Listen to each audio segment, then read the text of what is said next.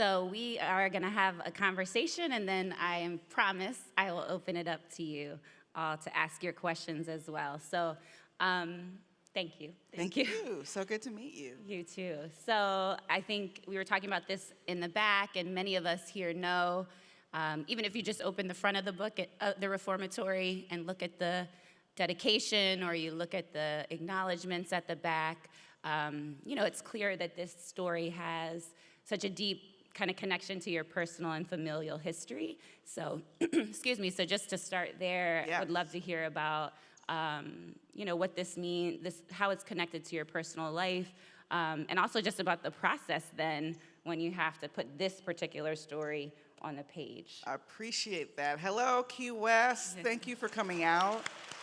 Thank God for the weather, right?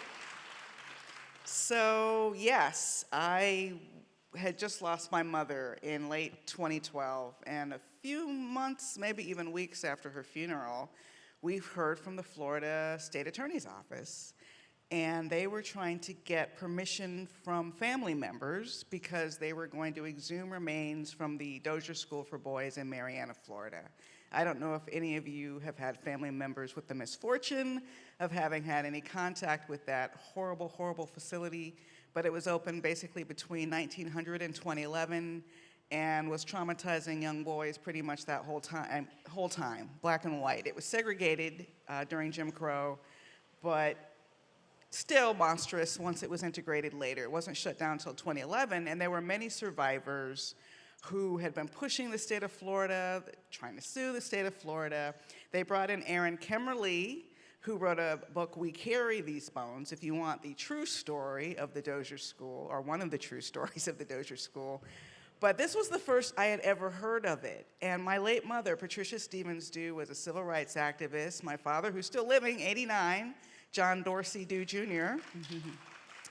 But my father and I, who were in grief about the loss of my mother, went to this first meeting at the Dozier School. First time I had heard of the place. I didn't know anything about it. But that day, I heard the survivor accounts from old men now who had been young boys then, stories, some of which I did include in the book, but many I did not, just because, sometimes you're on social media and you see something you just wish you'd never seen. Like, I don't even need this in my brain. Why did you even share this? There's nothing I could do about this. It's a terrible thing. Well, that's kind of what a lot of the research for this book felt like. These were kids. Sometimes they were only sent there for truancy. Sometimes, historically, they had been sent there because they were orphans. And some, breaking and entering, minor crimes. And I chose a schoolyard kick for the reformatory. But in any case, because I had written a nonfiction book with my mother called Freedom in the Family, a mother-daughter memoir of the fight for civil rights, I thought maybe I'd do a nonfiction account of her great-uncle, who died there when he was 15 in 1937. But I'm not really a nonfiction writer. I did that book with my mom as a gift to her and to myself. But as a horror writer, I have to admit, I was like, this is a horror story. Yeah. And the way to make it more palatable is to sort of remove it slightly from the realm of reality and give people the filter of ghosts. Mm-hmm. And I'm not just saying that was for the reader. That was for me. I had a son who was younger than Robert at the time I started writing this. I worked on this book, honestly, it was about 10 years. I say 7, but that's because I'm not good at math. So it really was more like 10 years blogging about it. I published a short story called The Reformatory in the Boston Review in 2017, both as sort of a beacon. It's like, see, you can publish words about this. You can keep going, almost like a promise to myself to proclaim, I am writing this story. I will finish this story. But I have to tell you, aside from the joy of being with my father, having a project in common where he is a retired civil rights attorney, he calls himself a freedom lawyer now, he's 89, could help me really craft literally a scene in a judge's chamber. He was sort of like a silent collaborator, both literally in crafting that scene, but also spiritually, because we both were sort of like detectives trying to sort of hunt down this part of my mother's past where her uncle died. I don't think she ever even knew that she had an uncle who died at the Dozier School. But it explained things. It explained why her father might have had his anger management issues, that kind of loss that happens in a family. Why my grandmother, maybe even that's part of why they got divorced. I mean, it's trauma is like a snowball that starts at the top of a mountain and just continues to roll down through the generations, whether or not we talk about it. The example I use is touching. My mother didn't like to be touched. I don't know all the reasons behind that. She worked really hard not to pass that on to me, but I'm also not super touchy. Yeah. And I don't know why she was that way. But whether or not I know about the trauma, it still affects me in the next generation, and that's true for all of us. Yeah, beautiful. And I'm thinking, so it seems in part that the character Gloria, who's the 17-year-old, right, older sister in the novel, is in part inspired by your mom. Very much. My mother's middle name was Gloria. Yes. Okay. Yes. And then of course the lawyer, the fictional lawyer John Dorsey, being inspired By my your father. dad. Yeah. Absolutely. I think it's super interesting that you put Black resistance in the hands of young people, and then I just love too that it's in the hands in some ways of Gloria and Miss Lottie. So maybe figures we don't always think of when we think about Black resistance. We might think of these mainstream organizations like the NAACP, which is important, but it seems like you're making these women also like agents of their own struggle and empowerment in ways that are really important. So yeah, I didn't know if you wanted to speak to that. Sure, Yeah. sure. I think in terms of, I've been very lucky. I knew my great-grandmother on my father's side, and she was very influential in telling me stories of family history. I was very close to my grandmother on my mother's side. So I do have a great respect for the wisdom and experiences of older people. And a lot of the activists that my mother worked with in the 60s were much older by the time I interviewed them for Freedom in the Family. So I did see them still with that glint of resistance in their eyes. You know what I mean? They still had that courage that they had when they were young people. But speaking of young people do power movement. Absolutely, they always have. I mean, even when we don't realize it, as we get older, we've made accommodations with things that are unjust. We've made accommodations with things that are uncomfortable. And younger people come out in the world, if they're aware, starting, maybe at that coming of age of 12, 13, which is where Robert is, when you start, the film starts to fall away from your eyes and you see the flaws of your parents and you extend that out to the flaws of the world. Yeah. And I really wanted to try to embody that spirit, as you say, of resistance that my mother had. And at every turn, if I asked myself, what should Gloria do now? What should Gloria do now? The answer was so simple. What would Mom have done? My mother was that person going up to the white-only window at the ice cream counter like it was nothing, even though she was living under Jim Crow. My mother was that person who tried to get her principal fired because Brown versus the Board of Education had just come down when she was in high school, and she wanted to be ready for integration, and she didn't think her principal was up to the task. I mean, of course, she never saw an integrated school, but she thought she would, and she was fighting for her future. She laid down in front of garbage trucks during the sanitation worker strike in the 1960s. She wore dark glasses the whole time I knew her because in 1960 she had been tear gassed by Tallahassee police trying to desegregate a lunch counter. And people talk about history like it was so long ago. This was my mom when she was in college. We were living under segregation when my mother was in college. So I really wanted that spirit of youthful, the word is optimism, because if you don't believe in change, if you don't believe change is possible, why would you fight so hard for it? Why would you risk your life for it? Young people believe they have the power to create change, and because they have that belief, very often, they do. Yeah. I love that. Yeah, I mentioned in the back that, there's something about Robbie's I was saying kind of Southern black boy joy, right? So that even if he's in this school that is really more of a prison, it has these sites of torture, right, that you have represented for us, in ways that are far less evil probably than they actually were. There's all these things that are trying to eradicate black boyhood, right? And to force black boys to be men in ways that are really unjust. And still, Robbie, I'm just thinking of all these scenes where he, is just loving his big sister or desperate for a toy, right? Wanting to play. I said no spoilers, so I'm not going to do a spoiler, but there's a moment at the end where the narrator says, a giggle from Robbie surprised her, but he was still asleep. Somewhere in his dreams, he was at play. And so I'm just super interested in the way, hearing you talk about the way you make that Southern black boy joy visible to us, even amidst all this trauma. I appreciate that. I think it was very helpful that I was raising a young boy, during the time I was writing it. Even from one of the early visits to the Dozier School, our son, who was 9, came with us when they started digging to look for remains. Because let me point something out. You might have seen crosses in some photographs from the Dozier School and assumed that they had a proper cemetery. They did not. Those graves were unmarked. Those crosses were a Boy Scout troop's best guess and homage to where these little spirits might be.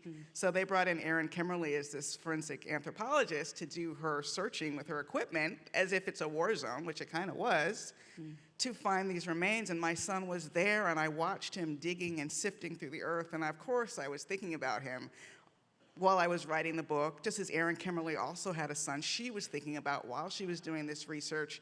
So I had an up-close, personal view of how much children and boys like to play, how much they like comic books, how much they like adventure and escape and mischief, to find ways to create mischief, sometimes to a tragic outcome, because they're children. And I read the Baldwin novel. Oh my gosh, of course it just went out of my head. If someone said the title, it would come back to me. But that's how long I was working on this book. I'm trying to remember about the young boy. It'll come to me. So I did research. I also read To Kill a Mockingbird, in terms of a youthful view, although this was a white child, but a youthful view of the Jim Crow South and how children sort of synthesize the world around them.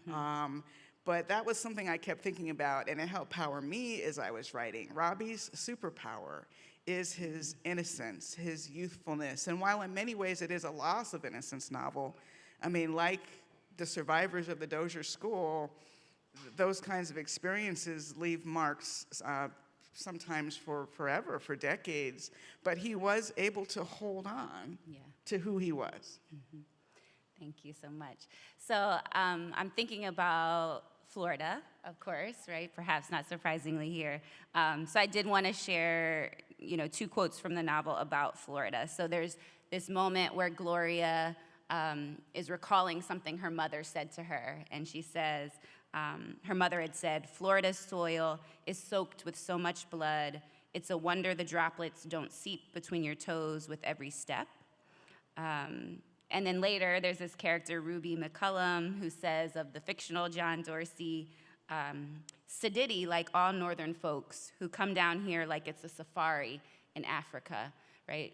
Down here being Florida. So I'm wondering if you could talk about how you crafted Florida in the novel, right, as a fictional setting, Sure. how you blended kind of fact and fiction, but also we're kind of thinking through how Florida and maybe Black Florida is misperceived or misunderstood. Yeah, that's a great question. I was born in Tallahassee, Florida, at the Florida A&M University Hospital back when they had one, but moved to Miami and was raised there. So my coming of age moment, the first Black Lives Matter moment I had, even though we didn't call it that back then, was the murder of Arthur McDuffie by Miami police. And that had been uncovered by the Miami Herald. Edna Buchanan uncovered their conspiracy to make it look like he'd accidentally crashed his motorcycle when in fact an entire pack of police officers had beaten him to death.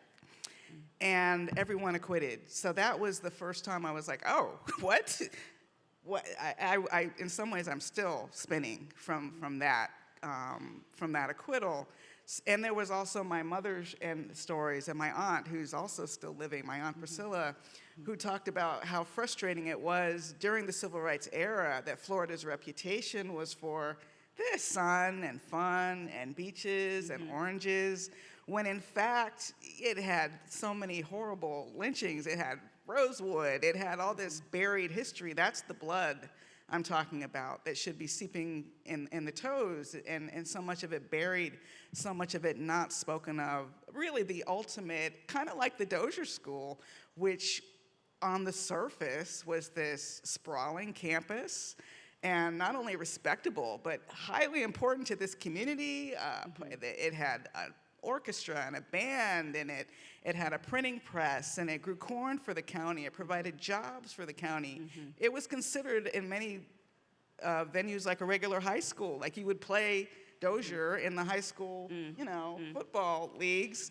But meanwhile, behind that veneer of respectability, it was a kind of a concentration camp and a hellhole for these young people. And I mean, in some ways, especially if you were a Black Floridian, it felt the same way. I mean, if you toe the line, if you don't raise your head, everything will maybe be okay. Maybe it wasn't as bad as in Mississippi or in Alabama, but also needed to be mentioned in the same breath more often as Mississippi and Alabama, in a way I think it managed to skirt, despite so many stories. There's Rosewood, there's Gilbert King's The Devil in the Grove, which you can see is not just about one case, but an entire state system of suppression and oppression, and a lot of it tied to labor, coming out of slavery. How do you keep control over people you want as cheap labor without giving them any power? Thank you for that. So I've been reading a little bit about your process of writing the reformatory in terms of what you maybe could read and watch while you were writing and not, right? Maybe you had to wait till after you finished writing to read certain things. Oh. Certainly, you've talked about a little bit about Colson Whitehead's Nickel Boys. And I'll just say I'm trained as a 19th centuryist. So when I was reading the early chapters, I thought of W.E.B. Du Bois's Souls of Black Folk from 1903, folks that know that text. There's one piece of fiction, right, in that volume called Of the Coming of John. And there's part of the motivation of the action there is that one of the Johns, there's two Johns, the Black John, is trying to avenge this violence against his sister, Jenny, right? Sexual violence committed by a white man in the story against his sister, Jenny. And so that was just in my, evoked so strongly when I was reading this. So I'm just wondering, about things maybe both, what you weren't reading because you couldn't read, but also what you were reading or kind of engaging with literary text as you were kind of crafting this. Okay, again, I almost want to go to my phone. Go ahead. Search out the title of the Baldwin book. Go Tell It on the Mountain, of course. Okay, that was the one. Yes, Go Tell It on the Mountain. So there was the Baldwin, and there was a lot of nonfiction. Like I have a long list of recommended reading at the end of the reformatory, including a book I added at the last minute because someone reached out to me on Facebook and said, my dad and I wrote a book called It Still Hurts. Her dad is 88 years old, and I did speak to him on the phone while I was on book tour, and that was the first thing he said to me is, it still hurts. So his trauma was on the tip of his tongue to this day. And it's not just to me because I was a writer, from what I understand. He is one of the people who's always telling his story. So that was one of the things that discouraged me from wanting to write it as nonfiction, was there were so many memoirs from actual survivors, big and small, some from bigger presses with the help of Miami Herald reporters, and some from small independent presses. And that was really the foundation of the research, a couple of interviews, but mostly reading. And then on the literary side, I have to say, I had never read To Kill a Mockingbird. I will confess, I had never, no aversion, but I just hadn't gotten to it. And I thought, and as you probably have heard, To Kill a Mockingbird has come under some fire because it's assigned as such canon to discuss the Jim Crow South, but it's from the point of view of white characters and not black characters, and there's a movement to try to have, you know, voices from within those communities. So I was thinking to myself, and I love To Kill a Mockingbird, by the way, beautiful, and I listened to the narration by Sissy Spacek, which was incredible. But I thought, if this book was an imaginary conversation with To Kill a Mockingbird, what would that look like? I mean, I already knew what the story was going to be. The boy was going to be locked up, so it was already going to be a story about a search for justice. But what if a reader of To Kill a Mockingbird could also look at the reformatory and see it as sort of a funhouse mirror of what it's like to try to seek representation, what it's like when your family does suffer a false accusation, you know, which was something also from my family history on my mother's side. She had another step uncle who had been run out of town because he had a resort for black people that was very successful in Georgia. The neighbors got jealous. On my father's side, I had the story from my great grandmother about how jealous neighbors attacked their farm. So it was a combination, to your point, of the research and the reading, but also just sort of the grittiness of these real life, either family stories or stories from strangers that I tried to sort of weave together. And when I tell you the research, I mean, the research, I don't even know if I want to talk about some of the things I didn't put in the story, because it's like those social media posts. Why do you need that polluting your brains? But just believe me when I tell you, I sifted out so much to try to create a narrative that would be true and honest to the violence of this place without having to re-traumatize and re-trigger readers who, no matter what their race, no matter whether they're from Florida or not, of course you empathize with children, you would think. You know, most people, except apparently people who work in some of these facilities, empathize with children. And what I could not read, I will address The Nickel Boys. I have not read that yet. I will also confess. I started to try to read it after I finished my manuscript. You know, in part, writers say, I don't want to be influenced. But that would not be honest. The honest thing was that I was so excited when Colson's new book was announced that I tweeted the announcement without reading what the book was about. And it was actually a colleague of mine who said, did you know that his book is also about the Dozier School? And I don't know if I can describe to you what that feeling is when you have a writer you admire so much, but a project that has been so personal and has taken you so many years to work on is working on the same kind of to the point where people think I was influenced by, like, that's my inspiration for the reformatory. And it's like, no, that's not how it happened. But I did open up the first page, and there was a reference to Boot Hill, which is the cemetery where my great uncle was buried, where we went for the exhumations, and I just had to close it again. It was too close. It was too personal, and I'm sure I will read it at some point, and he does remain one of my favorite writers, and he was very sweet when I had my initial panic attack when I first heard about it, because you remember, Underground Railroad was magical realism. There was a very good chance that the Nickel Boys also could have been magical realism. And had that been the case, ladies and gentlemen, I might not have written the reformatory. I might have stopped 200, 300 pages in and said, there isn't enough room for both of these books. But Colson tweeted me and said, no ghosts, my friend. And I was like, whew. Yeah. So let's maybe talk about ghosts, if we can, Sure. for a bit.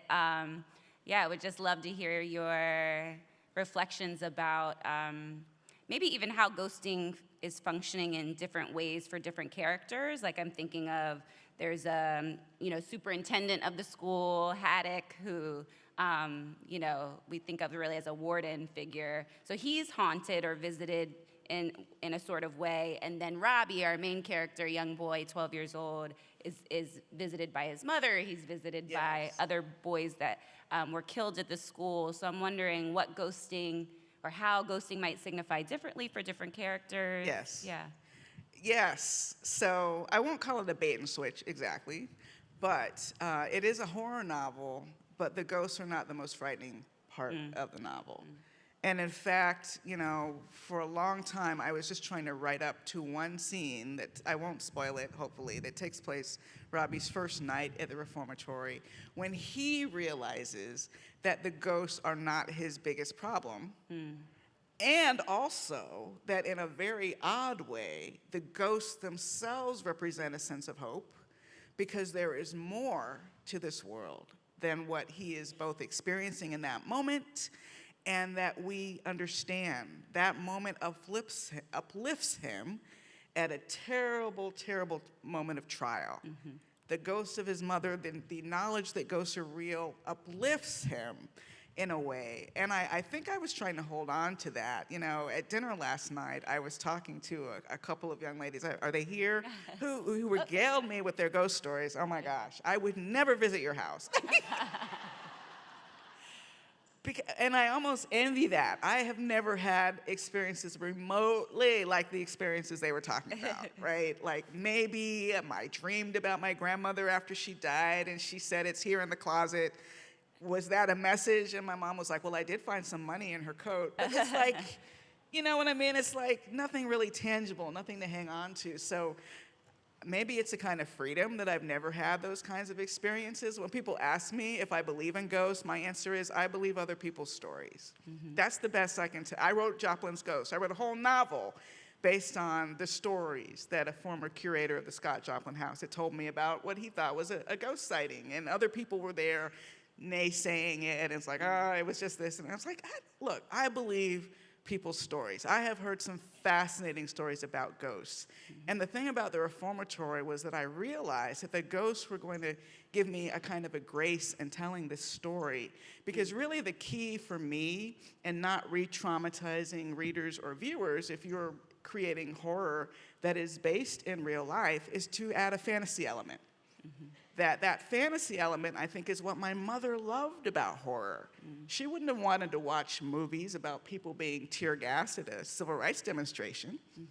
But if you write a story about a tear gas cloud that roves through the town on its own or something, now you have a little bit of a distance emotionally. It's not something that happened to you. It's not something that happened to your relatives.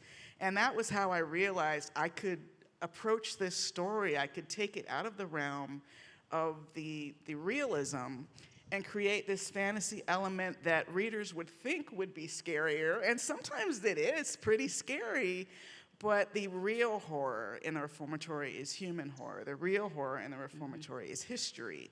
And I think it was only natural that I would start this novel with a sighting of a dead mother, because again, this novel was coming out of the grief of my loss of my mother. That she was the storyteller. She never said that the soil should be seeping blood through your toes, but that was how she lived. That was how she lived her life.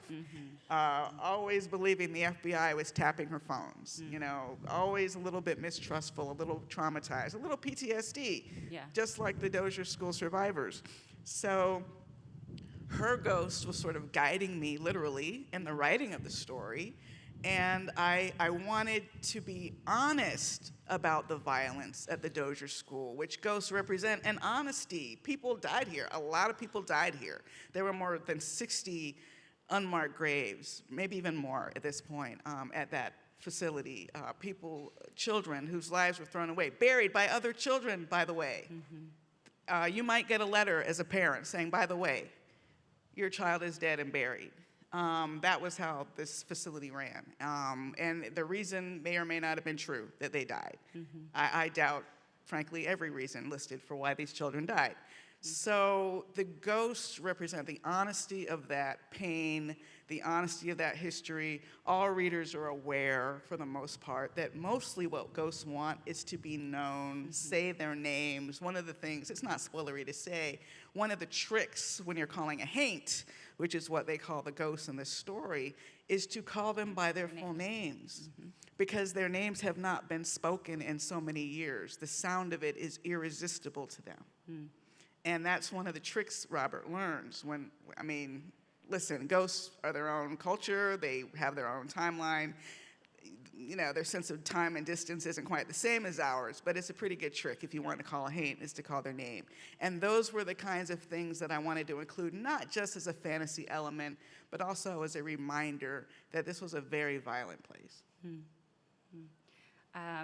So one of the other things that I think is so powerful about this book is that it's almost meditating on the possibilities. We talked a little bit about this, the possibilities and the limitations of being an ally in anti-racist struggle. So for those that are still reading, or have read, we have the figure of Mr. Lohman, David Lohman, who is a Jewish man and works for child services in the state of Florida, and he has empathy for Robbie, right? He drives him to the reformatory, he gives him something to eat, he listens to him. So he does these kind of small actions, and I think you do a great job of showing us that he means well and has good intentions. He makes phone calls on Robbie's behalf, but he is also restricted by the own feelings of exclusion, based on his identity and his family's identity. So we have Mr. Lohman on the one hand, and then we have these women characters, Miss Anne and Channing, who are white women in the South. We're talking about 1950 here, right, who love each other. And so I'm gonna give me one little professor moment. I'm gonna open the book and read this to us because it's I think, very powerful. So Gloria, our 17-year-old young black woman, is talking to Miss Anne, her employer, and she says, a little context without spoiling is that Gloria and Robbie's father has been wrongfully accused of raping a white woman, right? And so he's been run out of their town. So I think that's enough context. So she's saying about Papa, right, about her father, Robert Stevens Sr., and how sorry you feel for him, but not saying it where other white folks can hear. Keeping those thoughts secret doesn't help him. It would take somebody brave to help Papa, and it'll take somebody brave to help Robbie. You're not brave, Miss Anne. That's why I have to be the one, not you. I may not be brave most times, but I can be brave for Robbie. And then Miss Anne, drew in a ragged breath. She says, I am brave, Gloria. You don't know how brave. She sounded ready to tell how much courage it took to love Channing instead of a man. That's enough for you, but it's not brave like I need it, Gloria said. So there's these just amazing moments to me where you're helping us think about what's made possible through collaboration when people are oppressed in different ways, but there's still privilege at work, right? There's still things that make it difficult and messy. So I just wanted to, hear more. Yeah, my mother's first lessons to me about feminism were based on her experiences during Jim Crow, where it was not very inclusive, So she did not feel included in the white feminist movement, where there was still a lot of racism, unfortunately. But I was really trying to focus on what does allyship, look like in 1950 Florida. One of her best friends, my godmother, the late Judith Benninger Brown, I don't know if anyone's from Gainesville and knows Judy, but she was queer. And that was my mother's best friend.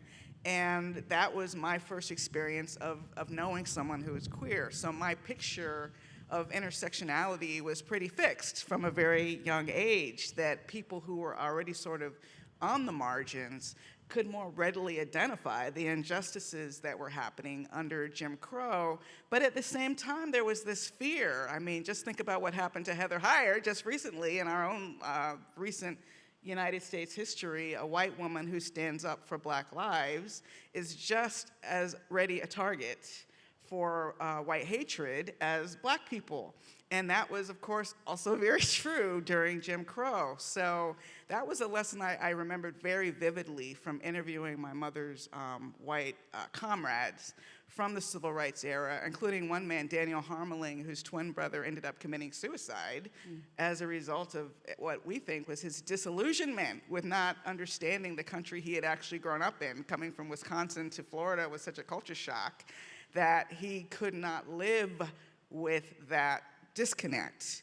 And there were all kinds of stories, but so it's an homage to the fact that there always have been and were white allies for different reasons and different degrees, some of whom were willing to stand up and get arrested, and some of whom would secretly give money, you know, in the dead of night, not wanting their names known. I mean, allyship takes many, many different forms. But I think two things. I didn't want it to be a white savior story. It was very, very important to me that while I showed that there was allyship, that Robbie and Gloria would have to take this matter in their own hands. That was the whole point to me of writing the book. But also I wanted to show how pervasive the fear was, and to a degree still is. You know, I mean, I don't know if any of you remember under the previous administration, in social media sometimes you would worry that if you made a social media post, the President of the United States might single you out and send hordes of haters after you at your home address. You don't know. I mean, that kind of like, I had never had that fear previously, that a president would notice me on social media. But then it does start to have an impact on what you say and how you say it. And that's how fascism works, by the way, that silencing of fascism, which is actually what was happening in Florida during this Jim Crow era. So I wanted to show that even white people living under white supremacy were not themselves free if they chose allyship, like the moment where Miss Ann, and it is kind of a, you know, that, I mean, the name was intentionally chosen as sort of a representative name of someone who has sort of power and influence. Miss Ann is your employer.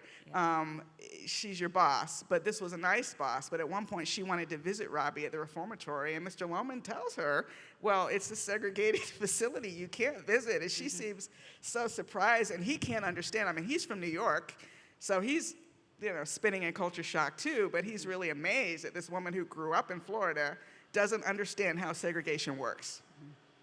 Yeah. You're not free either, Miss Ann. Right. Maybe just the last question, and then we'll turn it over to the audience.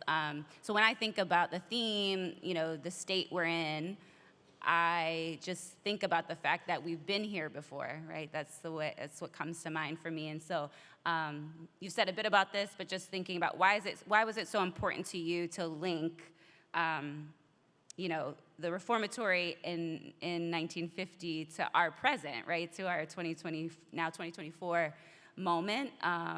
Why do we need to understand these continuities between slavery, right, and Jim Crow, and now? Of course, like when we think of Robbie, I immediately thought of Tamir Rice, right? So Yeah. what's critical? Why is it so important for you to kind of think about the connections between past and present, between, you know, the state we're in and where we once were? It's just, yeah. Well, in that way, and thank you for that question, I hope and want to carry the torch my mother was carrying. I mean, it wasn't enough that she was an activist in the 60s and tear gassed and wore the dark glasses and had the PTSD, but she was a storyteller. She wanted everyone to know what had happened. That wasn't true of all activists. Some activists were so traumatized that they never even told their families that they'd been arrested at those protests. They were like sort of these World War II veterans who were buttoned up and couldn't talk about their experiences. But my mother was the opposite of that you air it out, that you help people understand that history. That's why The Devil in the Grove is so important in terms of understanding our current criminal justice system. And one of the happiest moments in my, you know, reading reviews was when one reviewer called it a call to action, because you don't really know how any work of fiction will affect someone. But I very much wanted it to be a call to action, even if that just means being more aware at your own school, at your own conference table at work, like why is there no diversity here? But the crux of it is so-called juvenile justice, right?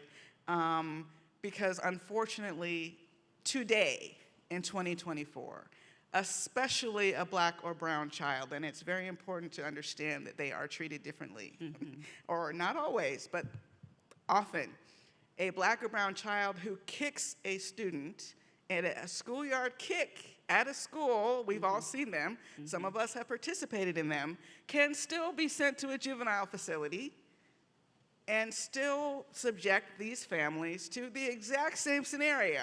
Okay, maybe there's a more ritual around it. Maybe the paperwork is more in order.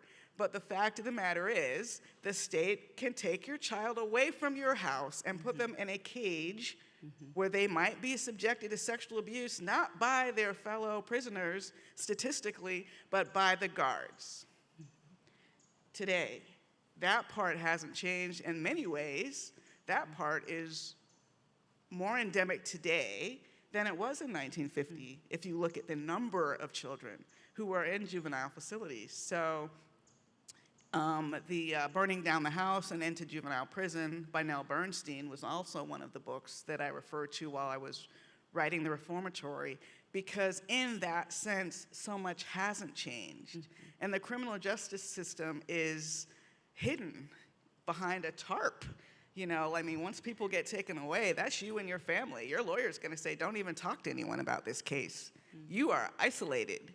And it is not just people who are struggling or in lower income brackets. It does not matter.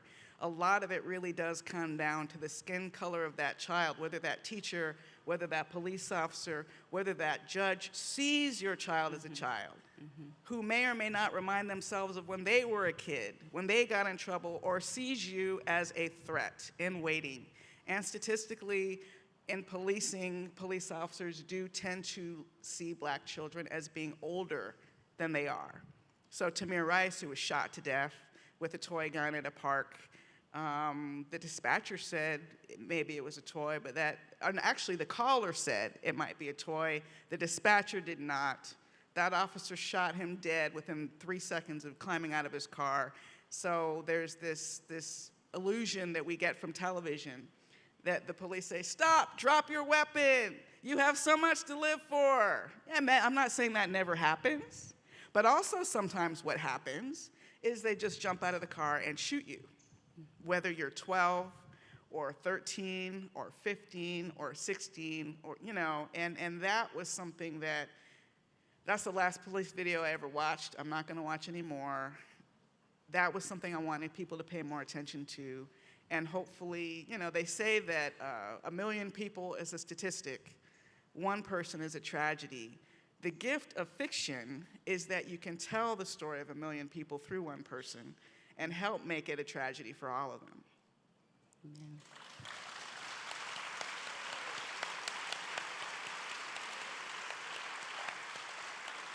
So we're opening it up and out to you. If there are questions in the audience, there are microphones available. If you have a question, please stand and wait for a microphone to be brought to you. Oh, looks like we have one in the back. Some in the back. Thank you for that. It was wonderful.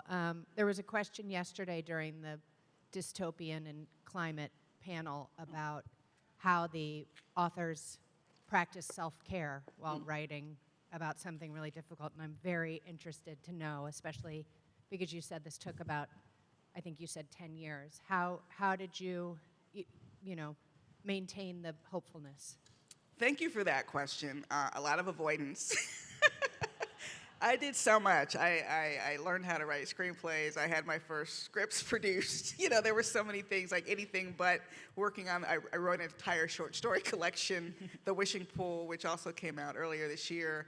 A lot of that avoidance behavior so that I wouldn't have to go back to the novel. But my husband and I have a podcast called Life Writing, Write for Your Life. It's on Realm Media. You can find it wherever you podcast. Apple does really well for us. And the whole point of that podcast is the balance between the artistic life and the personal life, like staying centered when you're in these storms. And one of the methods we teach is writing a sentence a day. And I don't know if it would be helpful to anyone here. If you're a writer struggling with a long project, it does not sound like much. But the sentence a day method got me through so much internal resistance during moments when I was trying to talk myself out of writing the book. I used the sentence a day to finish my outline. Sometimes I would use the sentence a day to just continue the paragraph I was writing the night before. And the trick of the sentence a day is very rarely can you stop at one sentence. So that was the artistic care. And in terms of the body, I do yoga at least once a week. I used to do Bikram in a studio, but now my husband and I do it at home. I do all kinds of stretches called the 5 Tibetans. You should look into them depending on your level of mobility. I breathe. My favorite one, shout out to Tamara on Calm app, thank you, she's my favorite, is you breathe in for 4, you hold it for 4, you breathe out for 8. It helps me go to sleep. It helps me get past Hollywood stuff. Enough said on that. It's just remembering that the brain is not isolated from the body. A lot of us as writers, we tend to just live in our brains, but we have these bodies. I walk several times a week, usually 2 miles a shot. I walked 3 miles yesterday without even realizing it. So all of those things, staying in the body, moving the body, remembering to breathe, and staying in gratitude is very, very helpful to me. Thank you. Good morning. Thank you so much for your talk. It was so, so good. Oh, thank you. If you don't mind, I'm going to read my question because I'm a little nervous. In your interview, you mentioned how perhaps some stories shouldn't be shared, and you used the language of the uncanny throughout, even when not explicitly talking about ghosts, like trauma as a haunting and the spirit of resistance and how belief figures into one's experience. I wonder if you could say more about separating the politics of which stories are told versus untold and the ethical decisions regarding which stories are told versus untold. And I guess it's twofold. And then do you think telling these stories can exorcise these hauntings and ghosts? Or do you think more along, to use Morrison's words, that some stories are not stories to be passed on? Wow, that is a great question. And I hope I picked up enough of it. I truly, truly do hope that the storytelling can help exorcise the ghosts. When I was on book tour in Atlanta, in the morning, I talked to this 88-year-old man on the phone who was like, it still hurts. And I felt traumatized after talking to him, had to do my breathing, had to drink my tea. And then by evening, I was telling that story to an audience about how raw it was when I met a young man at the signing in his late 30s who was shaking because he too was a Dozier survivor. And again, it like sent me into a spiral, like, was this my story to tell? And I had to remind myself, he thanked you for writing this book. He felt seen by your book. So not only was it okay for you to write it, maybe it actually mattered that you wrote it. And I think really that is the key. People who've had trauma, whether or not the trauma is exactly replicated in your story, can feel seen by that story, and it helps them move forward. I think part of the problem with trauma is that we keep it locked up, and people don't want to hear about it, or you don't know how to talk about it. Maybe you feel shame, or maybe you're afraid if you talk about it, it makes it more real and you'll have to go through it again. So I do think that horror in particular can have that kind of impact. And in terms of the political part, I mean, look, I'm a political animal, so I knew exactly what I was saying when I wrote about Florida and those bloody, those bloody footsteps, because there are so many forces, even before the current administration, who would like to suppress that history, pretend it away. But unfortunately, we cannot pretend it away. There's a reason our criminal justice system looks the way it does. And a lot of people just say, well, y'all are just more criminal. Or maybe there's another answer to that. And maybe let's investigate how it works from the moment you're arrested to the moment you're locked up and see if you really just believe that. So I hope I've answered your question. Great. Okay, that's it. We're getting one more? Okay. One more. I do see one hand over there, right there. Lift it high so they can see you. Yeah.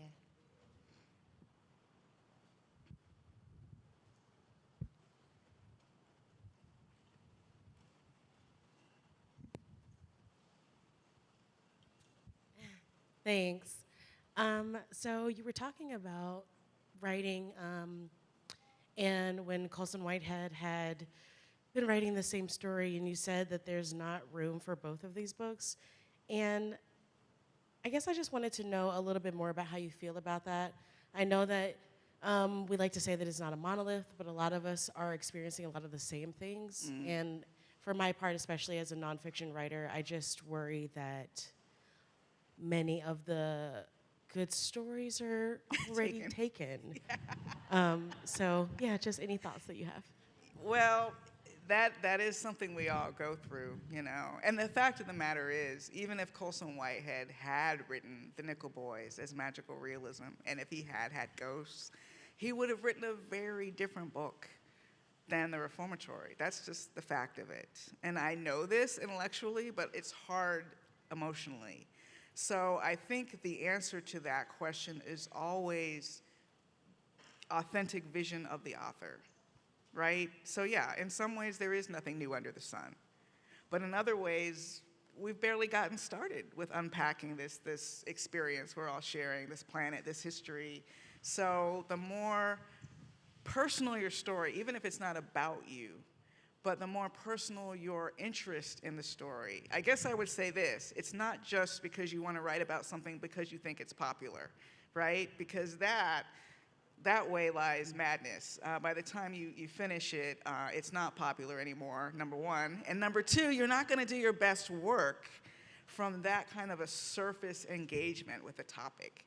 Go deep. What is it that keeps you up at night? What is it that you can't stop researching? Like, I didn't realize that Alexandre Dumas, the playwright, the French playwright, had a father who'd been a general under Napoleon. I was like, what the heck? General Dumas? How did I not learn this? Well, I know how. But I just went down a rabbit hole. And that's what you want. It's like, what is it that makes you go down that rabbit hole? And what is the thing you're seeing within that subject that is unique to you and your experience of it? And as long as you do that, I think just write it. Just write it, and I had to have faith. The last 2 years I was working at the reformatory, I had to have faith that there would be room for that story, and there was. So you need to have faith too. Thank you.